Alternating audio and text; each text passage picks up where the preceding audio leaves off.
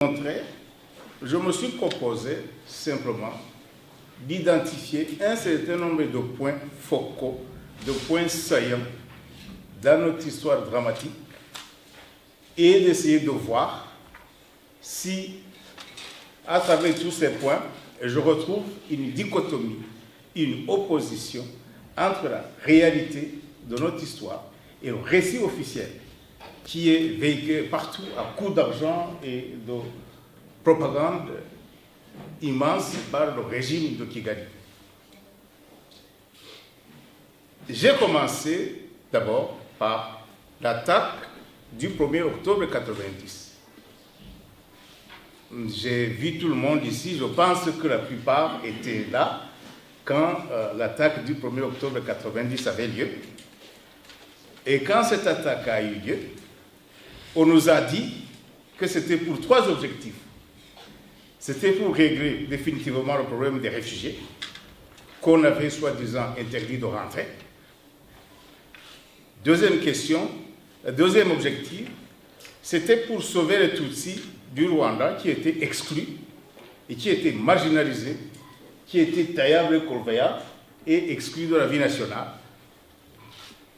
Et c'était pour amener la démocratie. Donc 3 choses. Régler la question des réfugiés, sauver les Tutsis de l'exclusion et démocratiser le pays. Alors, sur le premier point, le problème des réfugiés, les notes que j'ai, mes sources, me disent qu'en 1990, en tout cas à la veille de l'attaque, il y avait des tractations importantes entre le président Habyarimana, le régime du président Habyarimana, le HCR et le gouvernement ougandais de Yoweri Museveni. Et que le dossier était très avancé. Et certaines sources me disent quand même les radicaux des réfugiés ont décidé d'attaquer pour couper court au processus de rapatriement volontaire. Donc, je peux vous soumettre déjà une première assertion que vous allez confirmer ou infirmer. Moi, je dis, ma conviction, c'est que la question des réfugiés était un prétexte. C'était un prétexte pour l'attaque. La question des réfugiés était en voie d'être réglée. Beaucoup de Tutsis dans l'intérieur, ils n'étaient pas si mal à l'aise que ça. Et certains des réfugiés qui n'étaient pas aussi radicaux, ils disaient « Attention, si vous attaquez, nos parents risquent de subir. » Et les radicaux, ils ont dit « On attaque quand même. » Donc, je vous soumets, je vous suggère que la question des réfugiés était un pur prétexte. Qui parmi vous pense comme moi que la question des réfugiés était un prétexte?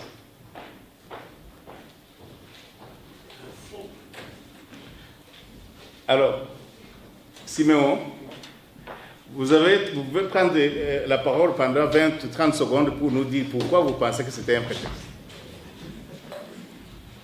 Je ne le pense pas seulement, je le sais. Vous pouvez vous lever pour qu'on vous entende bien. Ça a été confirmé. Levez-vous pour qu'on vous entende bien.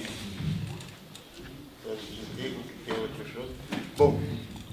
Eh bien, tout le monde le sait, tout le monde l'a vu, comment les choses évoluaient. Il y avait des négociations qui étaient en cours, qui n'étaient pas... bon, il y avait une bonne volonté pour résoudre le problème des réfugiés. Eh bien, juste... Ils ont décidé d'attaquer parce qu'ils avaient une autre agenda. L'agenda, ce n'était pas de résoudre le problème des réfugiés. Et si vous regardez ce qui s'est passé même plus tard, eh bien pour eux, le problème des réfugiés, ça ne les concerne pas. Ils poursuivent leur agenda comme ils l'avaient. Ils ont décidé d'attaquer, soi-disant, pour régler le problème des réfugiés. Mais ils ont créé un pays de réfugiés et ça risque d'être un problème éternel. Mais nous n'accepterons pas que ce soit un problème perpétuel. Alors, la deuxième motivation, c'était pour sauver les Tutsis, soi-disant exclus à l'intérieur du pays.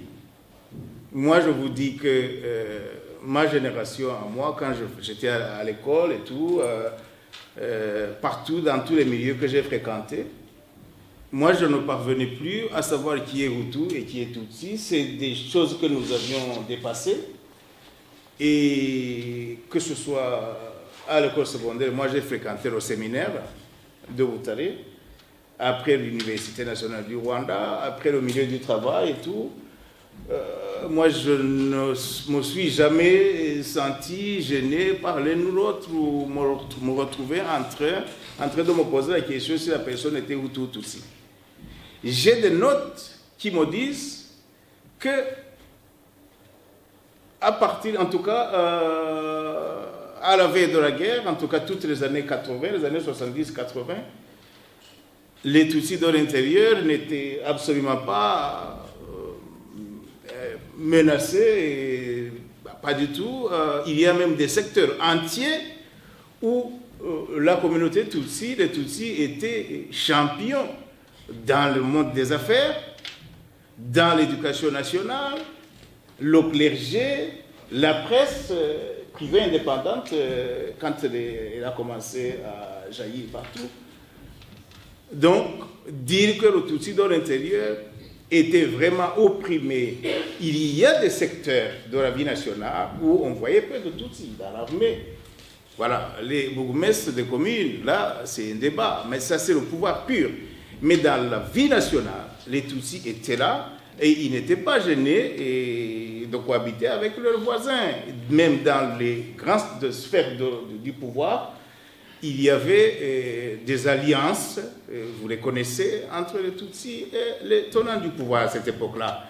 Donc, sauver les Tutsis exclus de l'intérieur, pour moi, également, c'était un pur prétexte.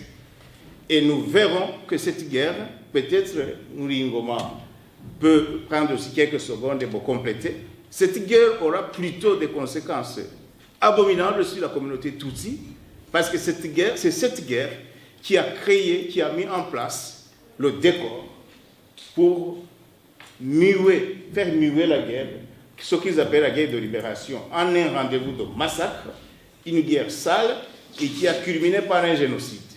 Peut-être Ngoma, s'il peut me compléter sur le désastre qu'a plutôt causé cette guerre, soi-disant pour sauver la communauté Tutsi, mais qui a plutôt sacrifié les Tutsis du Rwanda. Oui, je vais juste dire un mot, disons ce que j'ai lu dans ce livre de Philippe Régent. C'est un petit bouquin de 120 pages de la collection Que sais-je, s'appelle Le génocide des Tutsis au Rwanda. Dans ce livre, il se pose des questions sur les motifs de la guerre. Il parle des gens des chercheurs qui sont venus au Rwanda pour voir effectivement pourquoi dans ce pays il y a eu énormément de massacres. Comment se fait-il que dans un pays, dans le monde, quelque part, on massacre 1 million de gens dans 3 mois comme ça? Et des gens venus de différentes universités sont allés au Rwanda. Ils ont essayé de poser des questions aux gens, ils sont entrés dans les prisons, ils ont rencontré les gens qu'on appelle les génocidaires, les gens qui sont condamnés.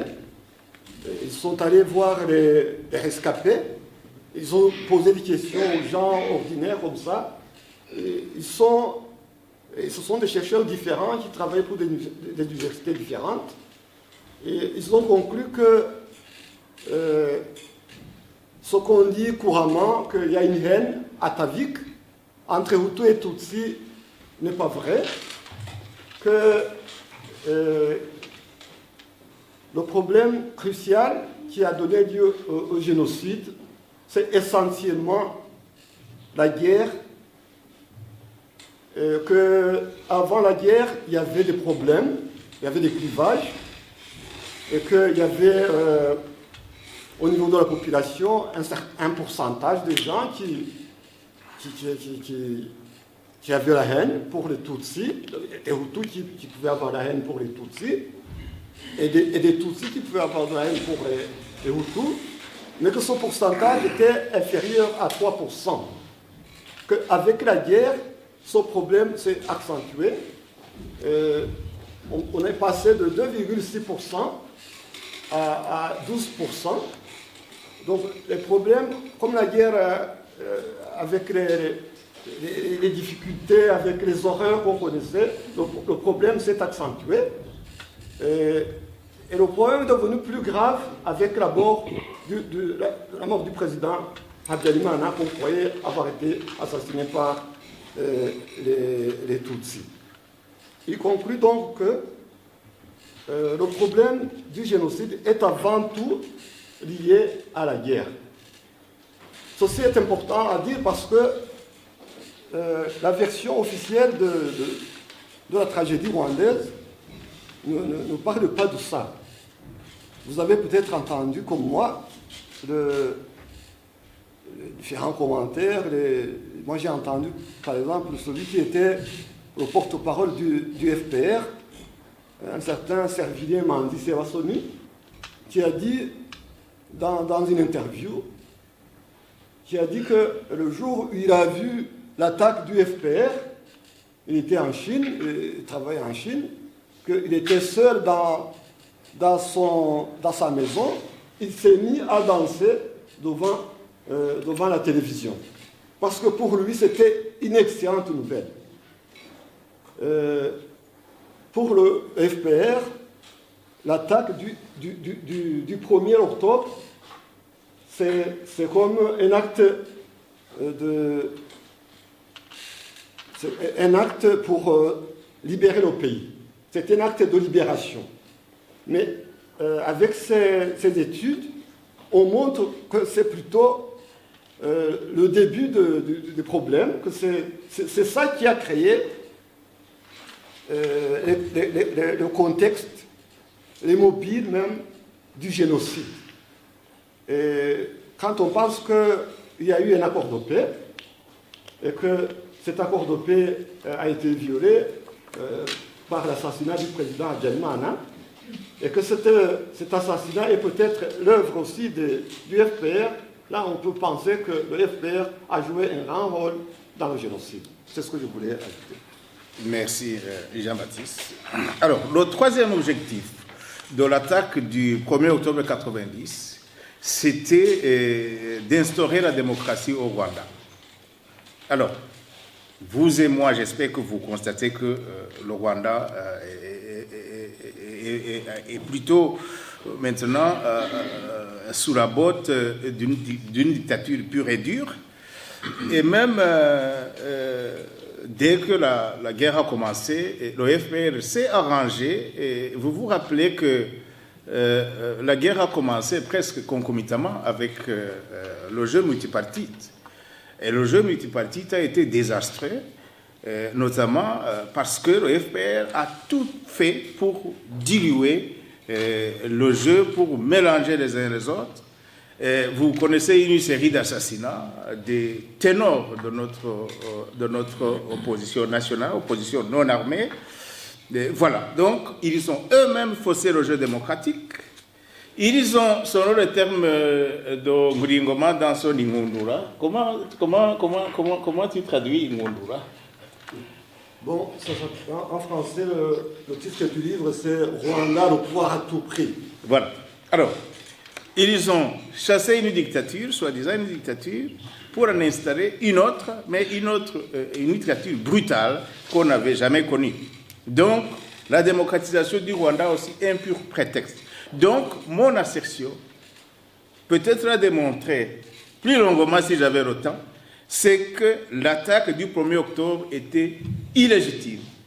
C'était un acte historique, mais illégitime, et c'est cet acte qui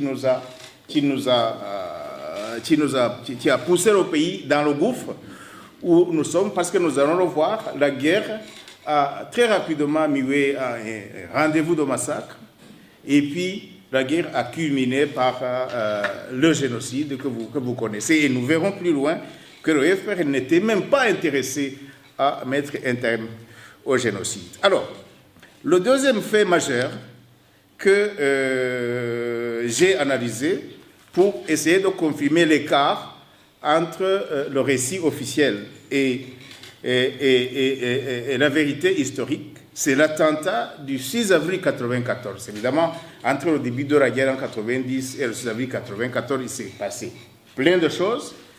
Mais je crois que l'un des points saillants de notre histoire récente, c'est l'attentat du 6 avril 1994, parce que ça a ouvert la voie à l'apocalypse, comme le terme a été utilisé par certains. Pourquoi est-ce que ça a ouvert la voie à l'apocalypse? C'est que l'attentat du 6 avril, l'assassinat du chef de l'État, a libéré les forces les plus négatives qui n'attendaient que l'occasion pour en découdre. Alors, la version officielle sur cet attentat, vous la connaissez, ce sont les Hutus extrémistes qui ont décidé d'assassiner le président Habyarimana, qui était mou, qui venait d'accepter l'accord d'Arusha, etc., etc., etc.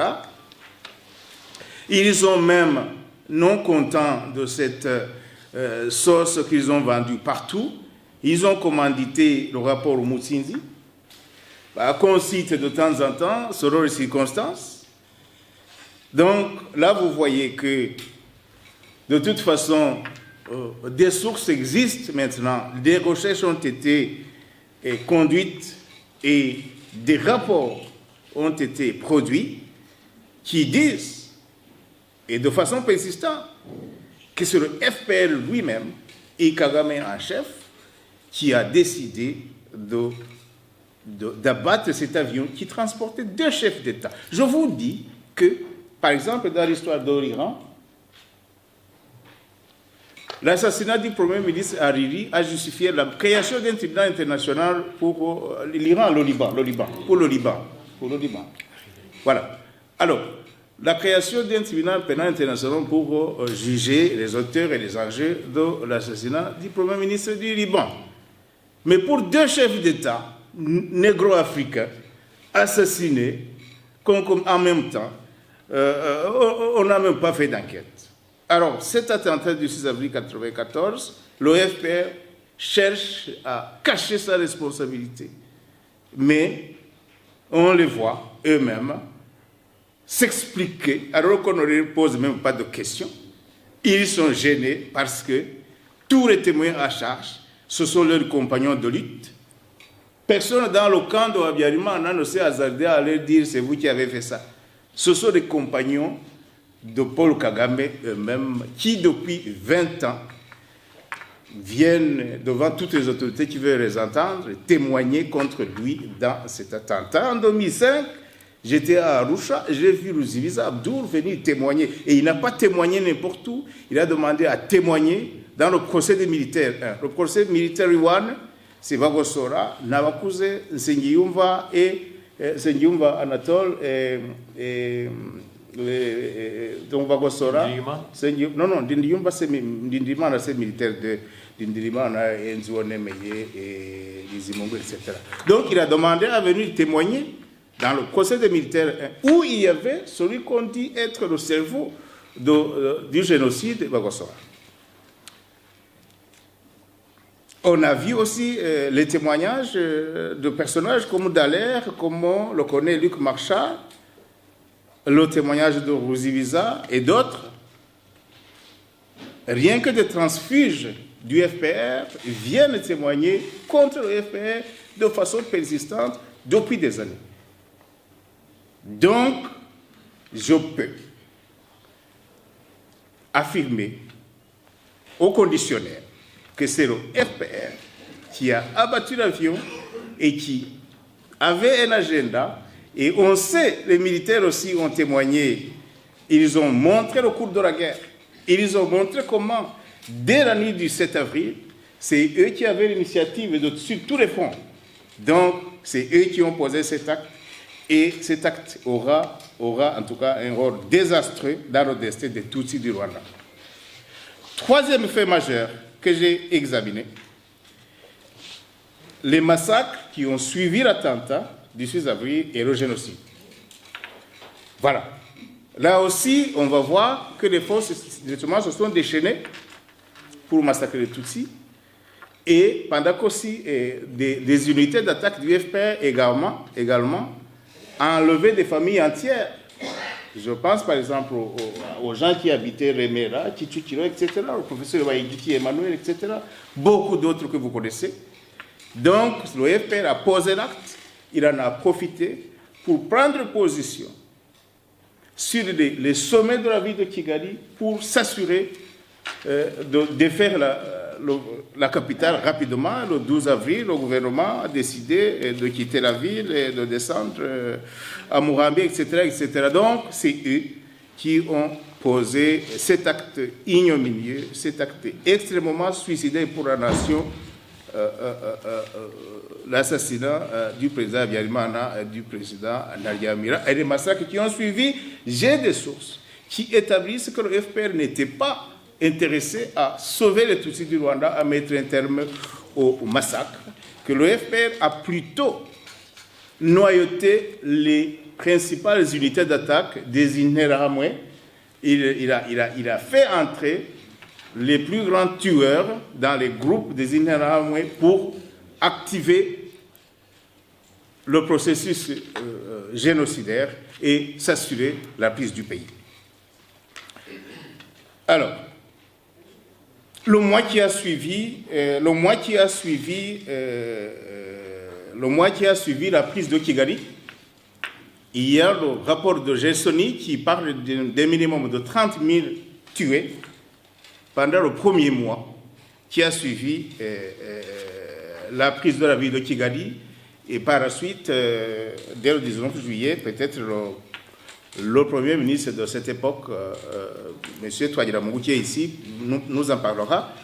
Ils ont littéralement mis en place des équipes pour massacrer à grande échelle les Hutus. M. Gelsoni parle de 30 000 comme minimum, mais c'est juste ceux qui ont pu être décomptés. Et voilà. Et Feu Sendashonga aurait écrit plus de 700 lettres en les adressant notamment au vice-président de cette époque, Paul Kagame, pour lui demander d'essayer de retenir son armée. Voilà. Donc, le mois qui a suivi également, et ils disent qu'on était en train de pacifier le pays. Ils appelaient les gens dans des réunions Kuitabinama, et les gens allaient plutôt mourir. Kuitabinama, ça devenait Kuitabimana. Vous voyez. Donc, ils ont tué des milliers de gens. Donc, ça c'est le mois suivant. Et maintenant, il y a eu des sites de massacre, mais des sites de massacre où ils ont procédé à vraiment un génocide. Je pense à Kibeho, je pense à la grotte d'Okanama, par exemple. La grotte d'Okanama, c'est beaucoup plus loin, c'est en 97, en octobre, novembre 97. La grotte d'Okanama où des paysans avaient pris refuge dans une grotte et ils ont envoyé des grenades dedans et puis ils ont fait venir d'autres paysans pour boucher l'ouverture, l'entrée de la grotte, et ils ont aussi procédé au massacre de tous ceux qui avaient fait faire par force cette action pour qu'il n'y ait plus de témoins. Et par la suite, nous verrons en 96-18, nous verrons maintenant au Zaïre, dans les camps, vraiment une sorte de nettoyage, mais vraiment écœurant, où le rapport mapping parle de la possibilité de qualifier les massacres au Congo de génocide, et ce rapport mapping qui dort toujours dans les tiroirs. Et moi, je compare le massacre de Kibeho au massacre de Srebrenica en Bosnie, le massacre de Srebrenica en juillet 1995, qui a justifié la création du tribunal pénal international pour l'ex-Yougoslavie.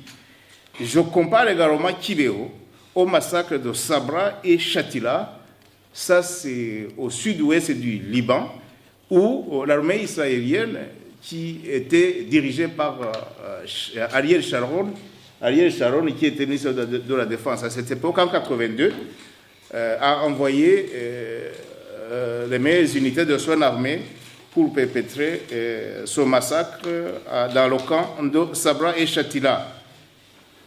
Voilà, et les camps à l'est du Zaïre l'actuel Congo démocratique, où on a décompté pas moins de 300 000 morts. J'ai vu aussi une opposition de version par rapport à ce qui a été mis sur pied comme justice. La justice, la gestion juridictionnelle de ce drame.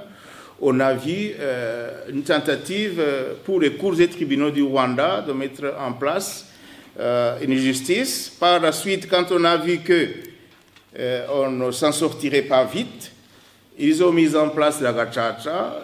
Pendant ce temps, il y avait aussi la justice internationale, le tribunal pénal international, et de l'autre côté, les cours et tribunaux des pays tiers. Mais partout, le système FPR a obstrué la vérité. Ils ont obstrué la vérité devant les cours et tribunaux du Rwanda. On sait que si Matata était ici, il allait nous dire comment ils ont organisé l'assassinat des principaux magistrats qui avaient survécu au génocide. Et ils ont instauré leurs propres magistrats. Donc, c'était absolument une obstruction, mais brutale, de la vérité devant les cours et tribunaux du Rwanda.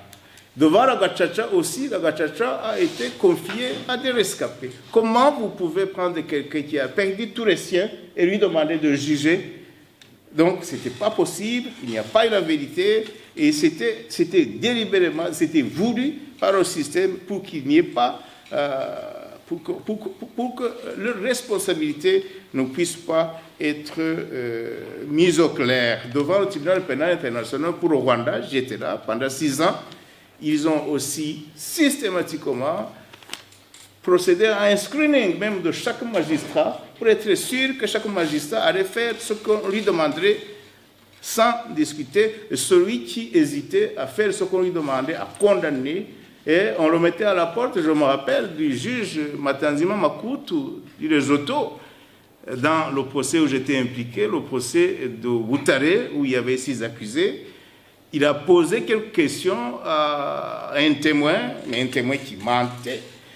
Et ça a été jugé comme une sorte de torture à l'égard de ce témoin, et son mandat a été écourté par le Conseil de sécurité. Il est retourné à la maison. Alors, donc, cet ensemble de faits, si nous avions le temps, nous pourrions encore lister des faits aussi importants que les autres, pour montrer qu'il y a un écart, une sorte d'opposition de version par rapport à la vérité dans le drame rwandais. Alors, je me pose la question, et je vous la soumets. Qui est responsable de cet écart, de l'écart entre la version officielle et la réalité du drame rwandais? Qui pensez-vous est responsable de cet écart? Oui. J'aimerais quand même qu'on éclaircisse certaines situations.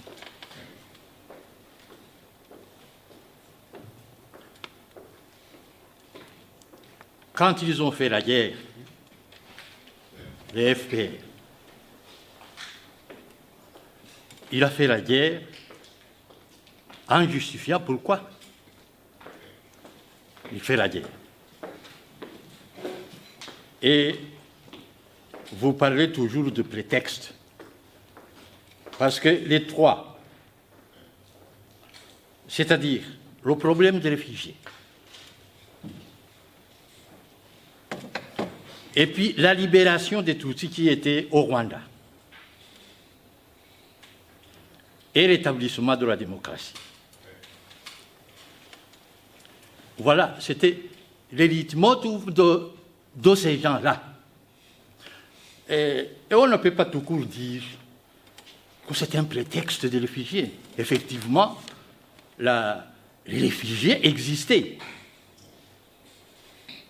Et ce sont eux qui ont combattu pour rentrer dans le pays. Même s'il y a eu des négociations et autres, il faut toujours savoir que ce problème-là existait. Donc, ce n'est pas un prétexte. Malgré tout le processus qui avait été entamé. Je m'excuse. Parce que pour eux, en ce moment-là, et même maintenant, vous ne pouvez pas dire que ça c'est un prétexte, non. Deuxième chose, libérer les Tutsis. Libérer les Tutsis. Oui.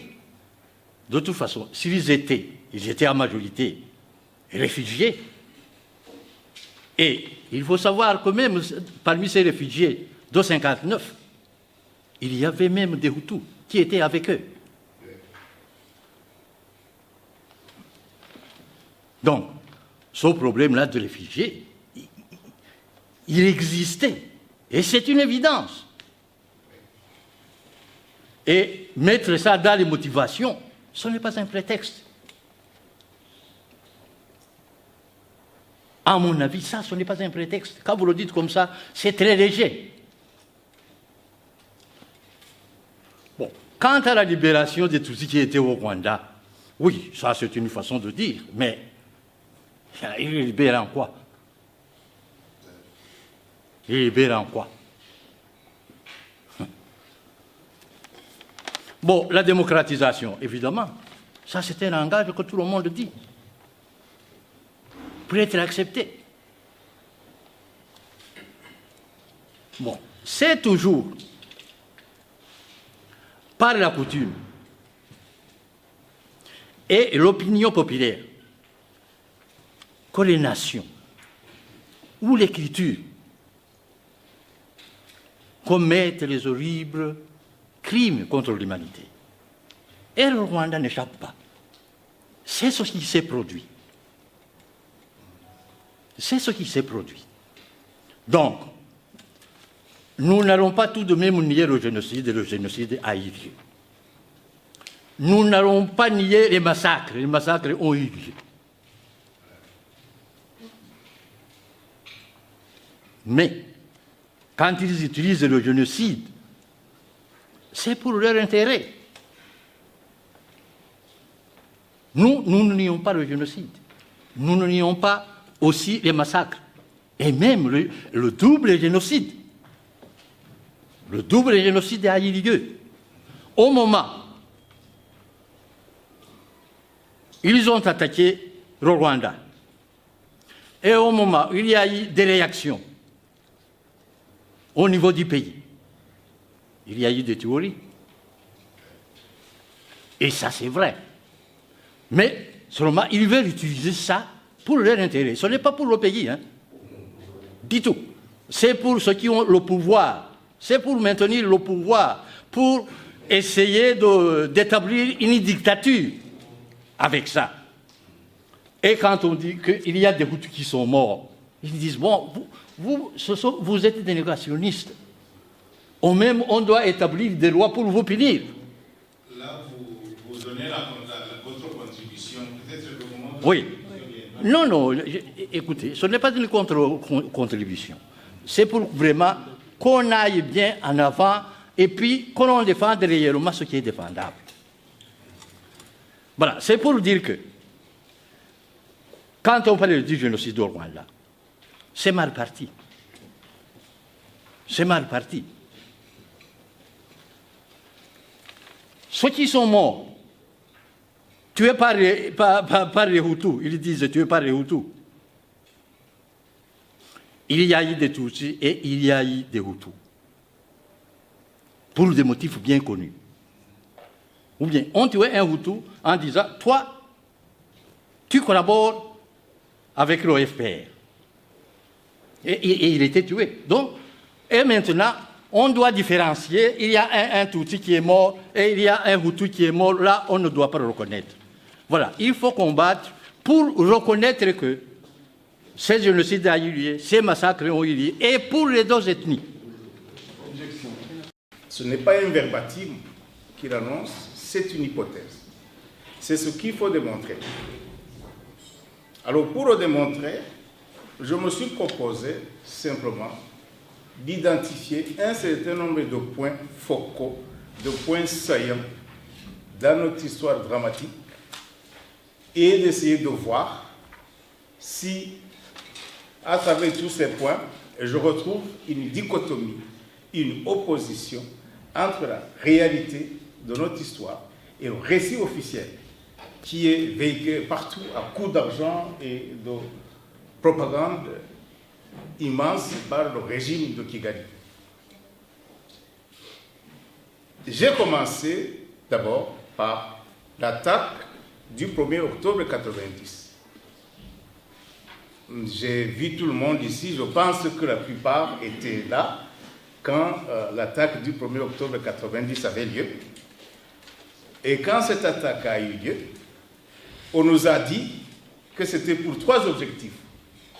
C'était pour régler définitivement le problème des réfugiés, qu'on avait soi-disant interdit de rentrer. Deuxième objectif, c'était pour sauver les Tutsis du Rwanda qui étaient exclus et qui étaient marginalisés, qui étaient taillables corvéables et exclus de la vie nationale. Et c'était pour amener la démocratie. Donc 3 choses. Régler la question des réfugiés, sauver les Tutsis de l'exclusion et démocratiser le pays. Alors, sur le premier point, le problème des réfugiés, les notes que j'ai, mes sources, me disent qu'en 1990, en tout cas à la veille de l'attaque, il y avait des tractations importantes entre le président Habyarimana, le régime du président Habyarimana, le HCR et le gouvernement ougandais de Yoweri Museveni. Et que le dossier était très avancé. Et certaines sources me disent quand même les radicaux des réfugiés ont décidé d'attaquer pour couper court au processus de rapatriement volontaire. Donc, je peux vous soumettre déjà une première assertion que vous allez confirmer ou infirmer. Moi, je dis, ma conviction, c'est que la question des réfugiés était un prétexte. C'était un prétexte pour l'attaque. La question des réfugiés était en voie d'être réglée. Beaucoup de Tutsis dans l'intérieur, ils n'étaient pas si mal à l'aise que ça. Et certains des réfugiés qui n'étaient pas aussi radicaux, ils disaient « Attention, si vous attaquez, nos parents risquent de subir. » Et les radicaux, ils ont dit « On attaque quand même. » Donc, je vous soumets, je vous suggère que la question des réfugiés était un pur prétexte. Qui parmi vous pense comme moi que la question des réfugiés était un prétexte?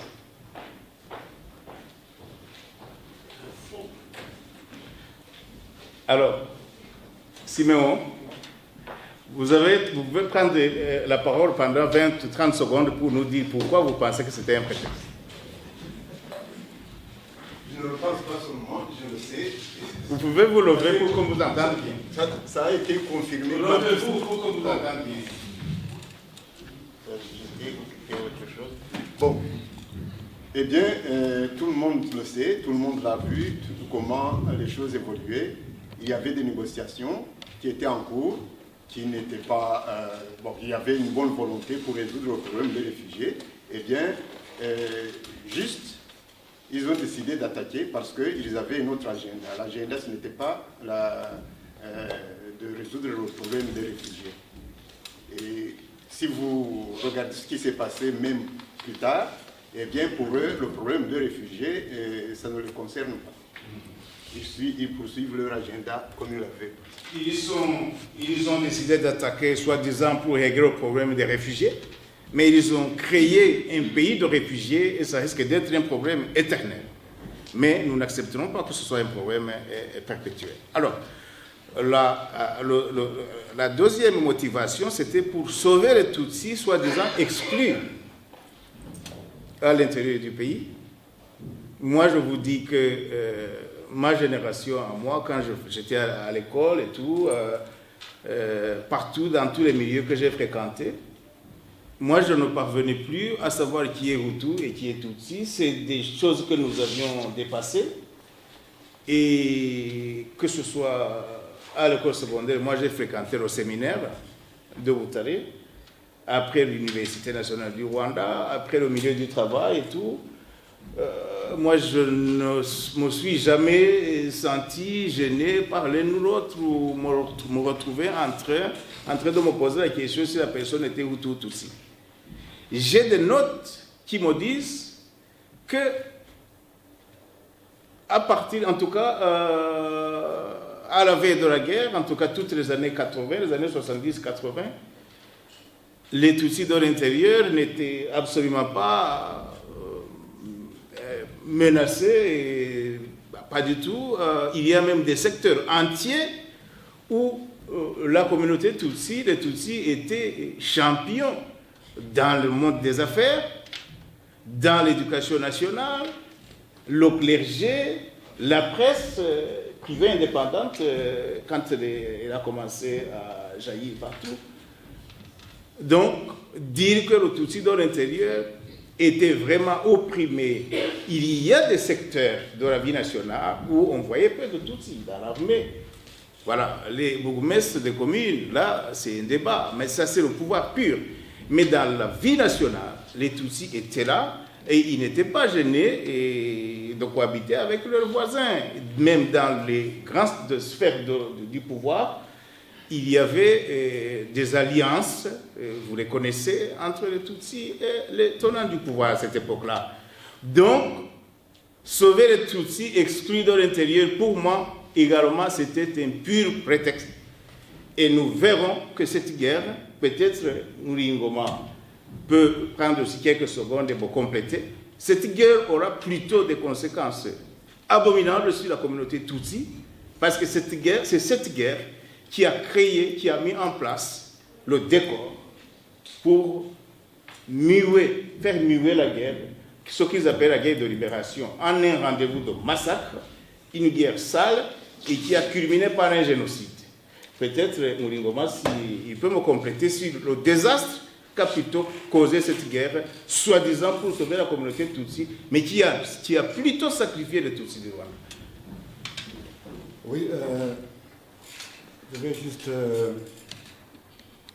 dire un mot, disons ce que j'ai lu dans ce livre de Philippe Régent. C'est un petit bouquin de 120 pages de la collection Que sais-je, s'appelle Le génocide des Tutsis au Rwanda. Dans ce livre, il se pose des questions sur les motifs de la guerre. Il parle des gens des chercheurs qui sont venus au Rwanda pour voir effectivement pourquoi dans ce pays il y a eu énormément de massacres. Comment se fait-il que dans un pays, dans le monde, quelque part, on massacre 1 million de gens dans 3 mois comme ça? Et des gens venus de différentes universités sont allés au Rwanda. Ils ont essayé de poser des questions aux gens, ils sont entrés dans les prisons, ils ont rencontré les gens qu'on appelle les génocidaires, les gens qui sont condamnés. Ils sont allés voir les rescapés, ils ont posé des questions aux gens ordinaires comme ça. Ce sont des chercheurs différents qui travaillent pour des universités différentes. Et ils ont conclu que ce qu'on dit couramment, qu'il y a une haine atavique entre Hutu et Tutsi, n'est pas vrai. Que le problème crucial qui a donné lieu au génocide, c'est essentiellement la guerre. Qu'avant la guerre, il y avait des problèmes, il y avait des clivages, et qu'il y avait au niveau de la population un pourcentage de gens qui avaient la haine pour les Tutsis, des Hutus qui pouvaient avoir la haine pour les Tutsis, et des Tutsis qui pouvaient avoir de la haine pour les Hutus, mais que ce pourcentage était inférieur à 3%. Qu'avec la guerre, ce problème s'est accentué. On est passé de 2,6% à 12%. Donc les problèmes, comme la guerre avec les difficultés, avec les horreurs qu'on connaissait, le problème s'est accentué. Et le problème est devenu plus grave avec la mort du président Habyarimana, qu'on croyait avoir été assassiné par les Tutsis. Il conclut donc que le problème du génocide est avant tout lié à la guerre. Ceci est important à dire parce que la version officielle de la tragédie rwandaise ne parle pas de ça. Vous avez peut-être entendu, comme moi, les différents commentaires. Moi, j'ai entendu, par exemple, celui qui était le porte-parole du FPR, un certain Servilien Mandi Serasoni, qui a dit, dans une interview, qui a dit que le jour où il a vu l'attaque du FPR, il était en Chine, il travaillait en Chine, qu'il était seul dans sa maison, il s'est mis à danser devant la télévision. Parce que pour lui, c'était une excellente nouvelle. Pour le FPR, l'attaque du 1er octobre, c'est comme un acte pour libérer le pays. C'est un acte de libération. Mais avec ces études, on montre que c'est plutôt le début du problème, que c'est ça qui a créé le contexte, les mobiles même du génocide.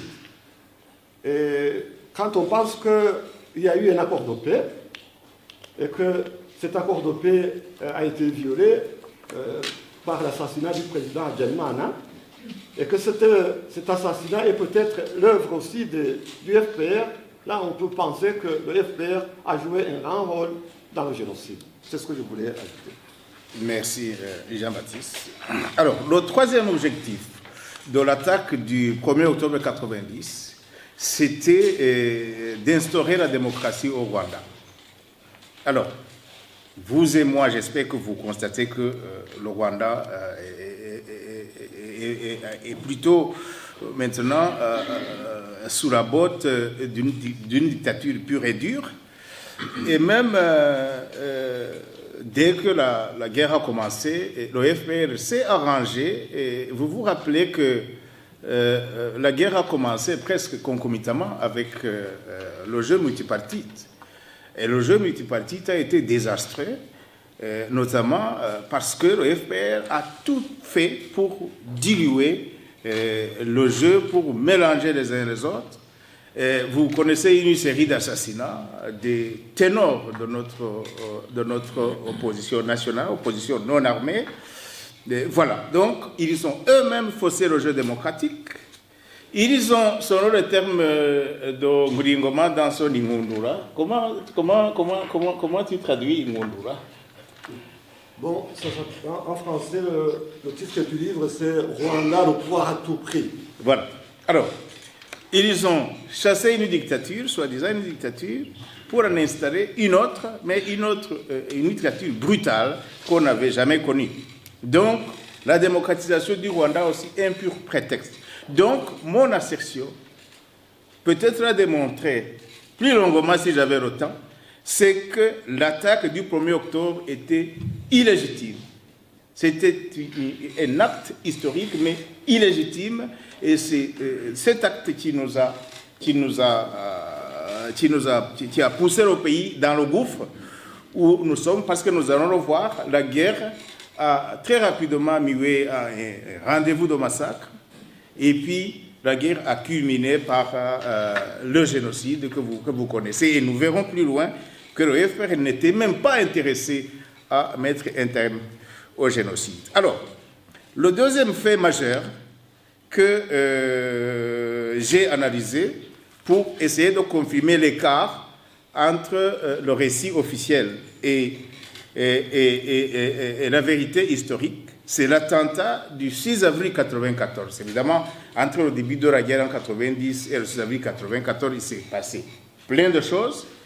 Mais je crois que l'un des points saillants de notre histoire récente, c'est l'attentat du 6 avril 1994, parce que ça a ouvert la voie à l'apocalypse, comme le terme a été utilisé par certains. Pourquoi est-ce que ça a ouvert la voie à l'apocalypse? C'est que l'attentat du 6 avril, l'assassinat du chef de l'État, a libéré les forces les plus négatives qui n'attendaient que l'occasion pour en découdre. Alors, la version officielle sur cet attentat, vous la connaissez, ce sont les Hutus extrémistes qui ont décidé d'assassiner le président Habyarimana, qui était mou, qui venait d'accepter l'accord d'Arusha, etc., etc., etc.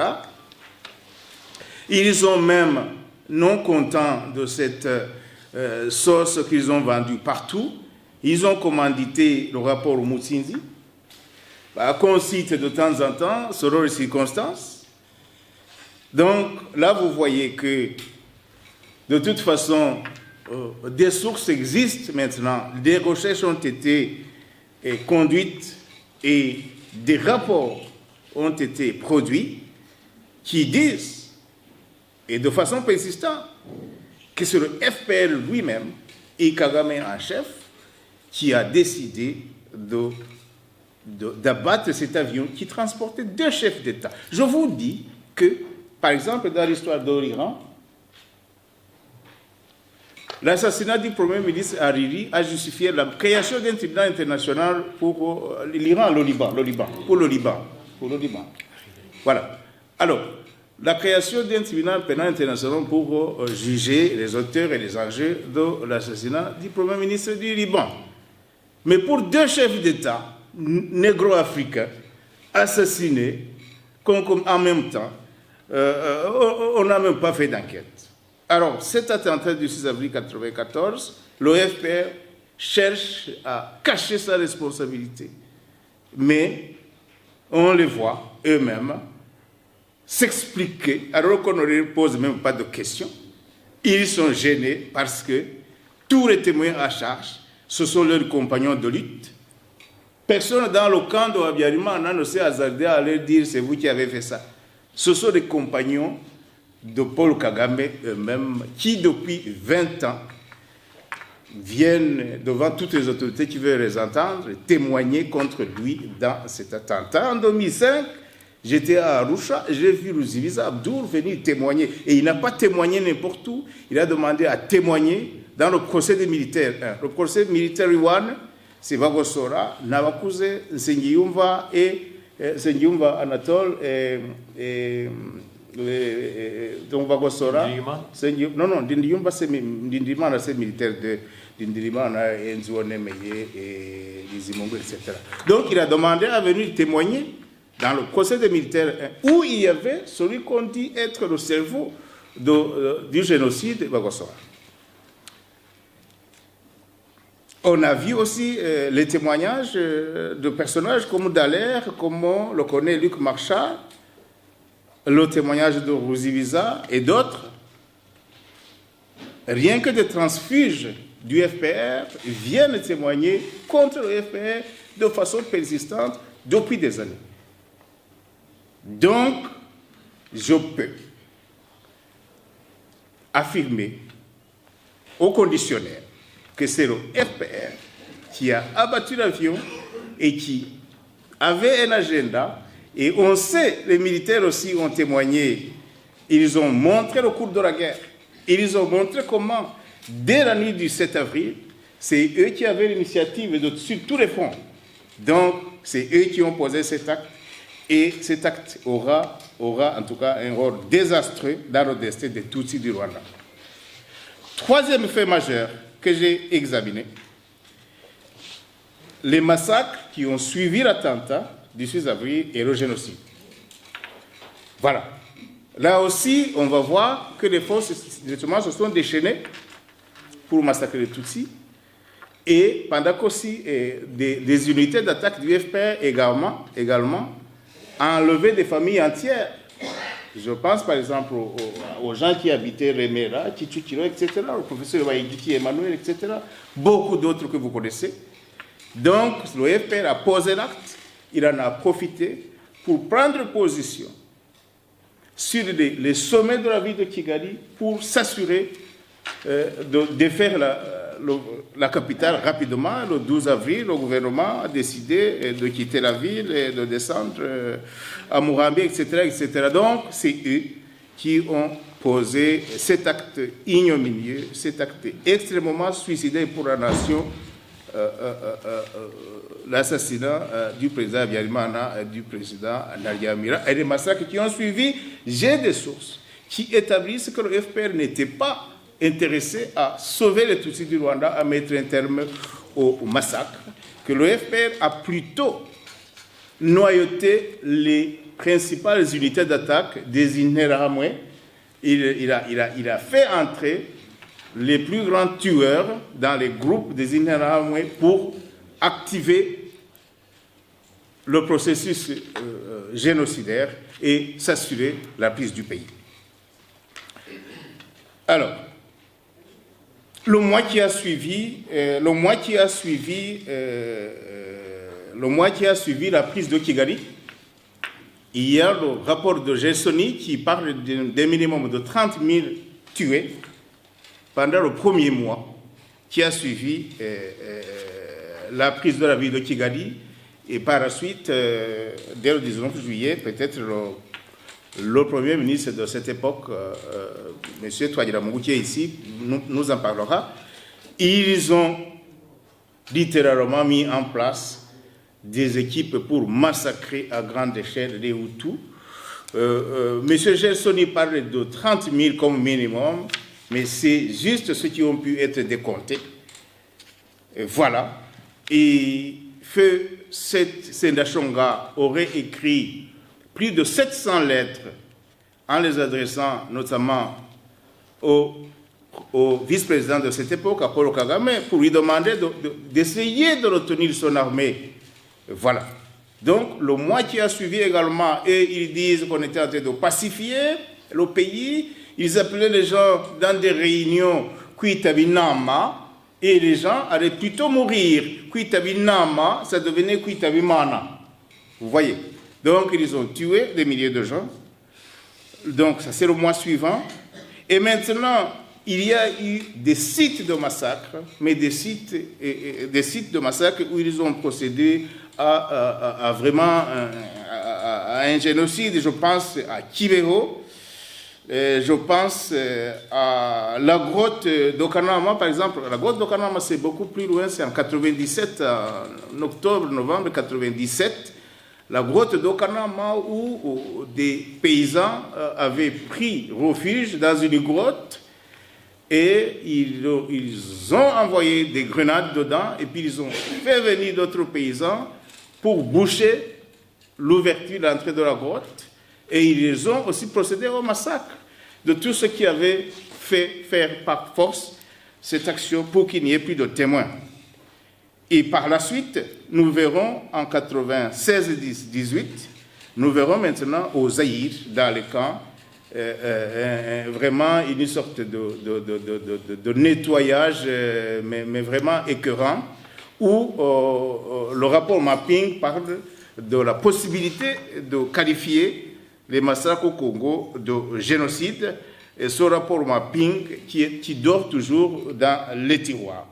Et moi, je compare le massacre de Kibeho au massacre de Srebrenica en Bosnie, le massacre de Srebrenica en juillet 1995, qui a justifié la création du tribunal pénal international pour l'ex-Yougoslavie.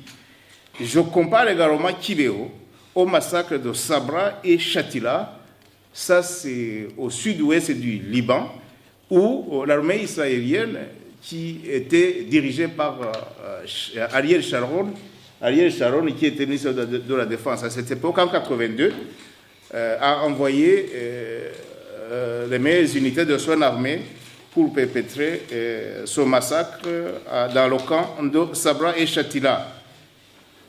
Voilà, et les camps à l'est du Zaïre, l'actuel Congo démocratique, où on a décompté pas moins de 300 000 morts. J'ai vu aussi une opposition de versions par rapport à ce qui a été mis sur pied comme justice. La justice, voilà, la gestion juridictionnelle de ce drame, on a vu une tentative pour les cours et tribunaux du Rwanda de mettre en place une justice. Par la suite, quand on a vu qu'on ne s'en sortirait pas vite, ils ont mis en place la Gacaca. Pendant ce temps, il y avait aussi la justice internationale, le tribunal pénal international, et de l'autre côté, les cours et tribunaux des pays tiers. Mais partout, le système FPR a obstrué la vérité. Ils ont obstrué la vérité devant les cours et tribunaux du Rwanda. On sait que si Matata était ici, il allait nous dire comment ils ont organisé l'assassinat des principaux magistrats qui avaient survécu au génocide. Et ils ont instauré leurs propres magistrats.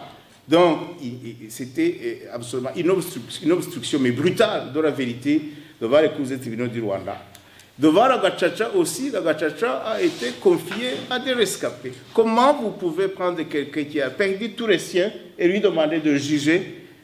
Donc, ce n'était pas possible, il n'y a pas eu la vérité, et c'était délibérément, c'était voulu par le système pour qu'il n'y ait pas, pour que leurs responsabilités ne puissent pas être mises au clair. Devant le tribunal pénal international pour le Rwanda, j'étais là pendant 6 ans, ils ont aussi systématiquement procédé à un screening même de chaque magistrat pour être sûr que chaque magistrat allait faire ce qu'on lui demanderait sans discuter. Et celui qui hésitait à faire ce qu'on lui demandait, à condamner, et on le mettait à la porte. Je me rappelle du juge Matanzima Makutu du Lesotho, dans le procès où j'étais impliqué, le procès de Butare, où il y avait 6 accusés.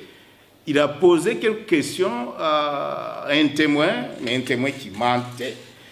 Et ça a été jugé comme une sorte de torture à l'égard de ce témoin, et son mandat a été écourté par le Conseil de sécurité. Il est retourné à la maison. Alors, donc, cet ensemble de faits, si nous avions le temps, nous pourrions encore lister des faits aussi importants que les autres, pour montrer qu'il y a un écart, une sorte d'opposition de version par rapport à la vérité dans le drame rwandais. Alors, je me pose la question, et je vous la soumets. Qui est responsable de cet écart, de l'écart entre la version officielle et la réalité du drame rwandais? Qui pensez-vous est responsable de cet écart? Oui. Qui est responsable de cet écart entre le récit officiel et la vérité historique? Et moi, je vous dis que l'OFPR est responsable de cet écart parce que c'est lui qui écrit sa propre histoire à sa manière pour justifier les actes qu'il a posés qui se sont avérés dramatique pour la nation. L'OFPR écrit son histoire et monopolise la parole pour écarter sa responsabilité, pour exploiter politiquement, écarter tout ce qui pourrait venir en travers à son aventure, pour instrumentaliser aussi le drame rwandais. On a vu, il y a des pays qui donnent des financements presque pour se racheter. Le FPR dit donnez de l'argent pour qu'on reconstruise le quotidien des rescapés. Si vous ne donnez pas d'argent, c'est comme si vous regrettez que nous avons fait partie de la dictature. Évidemment aussi, c'est pour garder le pouvoir et s'assurer l'impunité sur les actes posés. Je vais dire aussi que l'un des responsables aussi, c'est vous et moi aussi, parce que nous avons trop longtemps gardé le silence. Nous avons pendant très longtemps gardé le silence, alors que nous avons le devoir de nous inscrire en faux contre le mensonge. Voilà.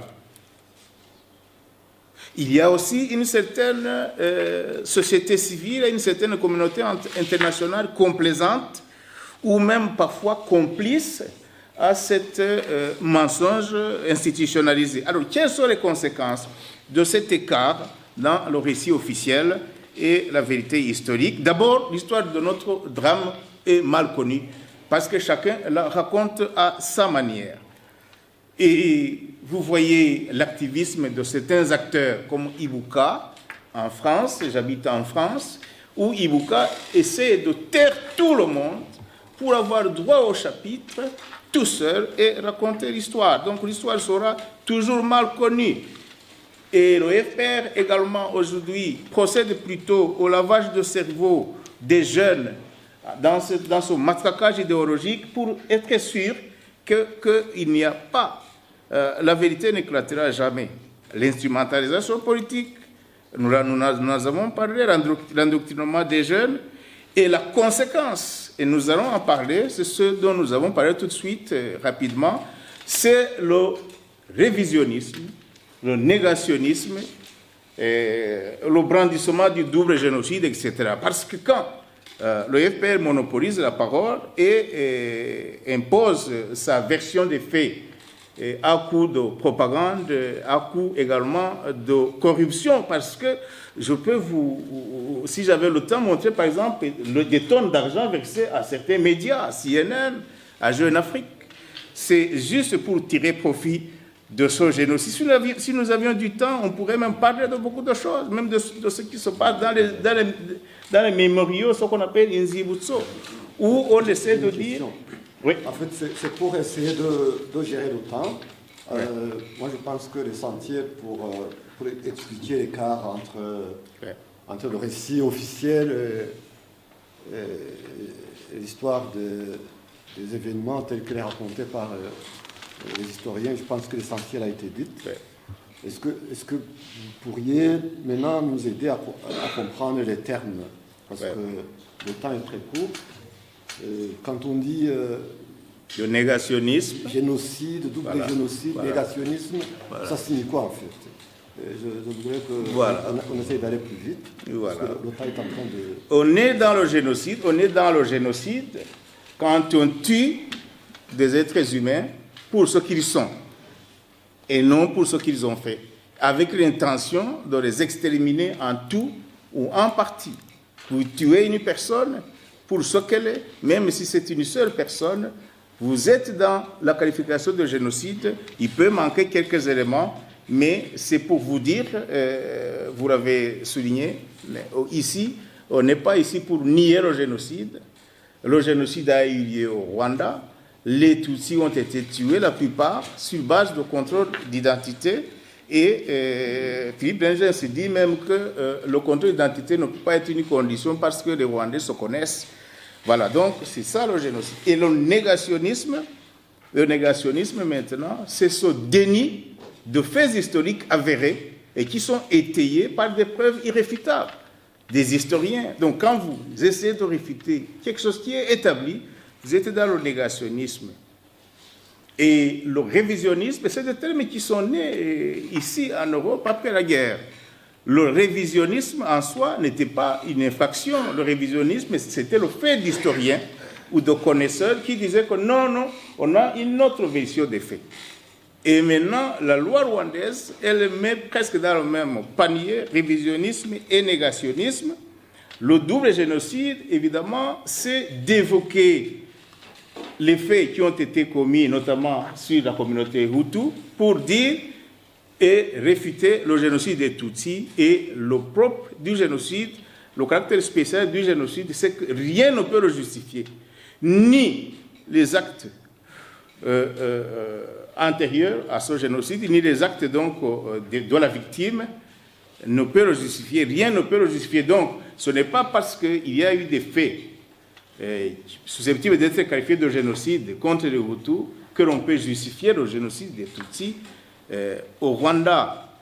Et je pense que pour être sérieux et pour aussi penser à la possibilité de retrouvailles nationales, de réconciliation, il faut reconnaître qu'il y a eu un génocide des Tutsis, mais ceux qui le brandissent pour taire les autres et pour refuser que les autres aussi puissent parler de leur douleur, eux aussi Et ils sont répréhensibles parce que le sang humain est toujours rouge. Nous sommes tous égaux. Donc, quelles sont les méthodes de négationnisme? Voilà, réfuter tout témoignage direct apporté par un rescapé et dire que c'est un faux, qualifier de faux tout document présenté, soit par le côté victime ou par le côté suspect. Si c'est un Hutu qui se présente de lui-même, aller dire qu'il a été corrompu, tout témoignage ou document à charge apporté par un Hutu est trafiqué ou corrompu, voilà,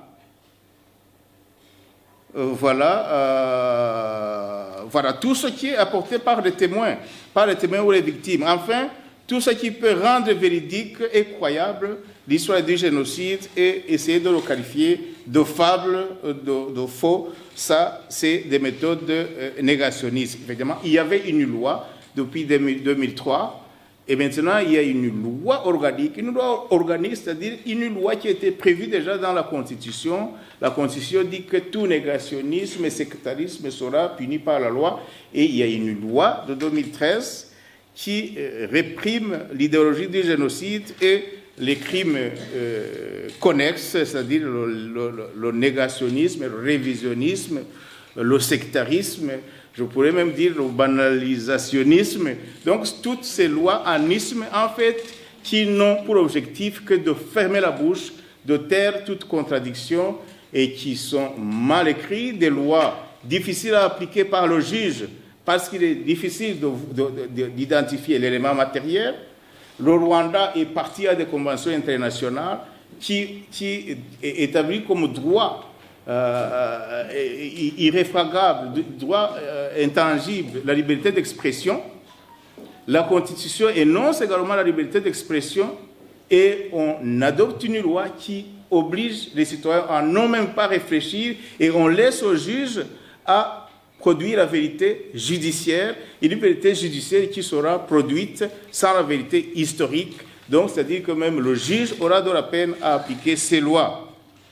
Une question.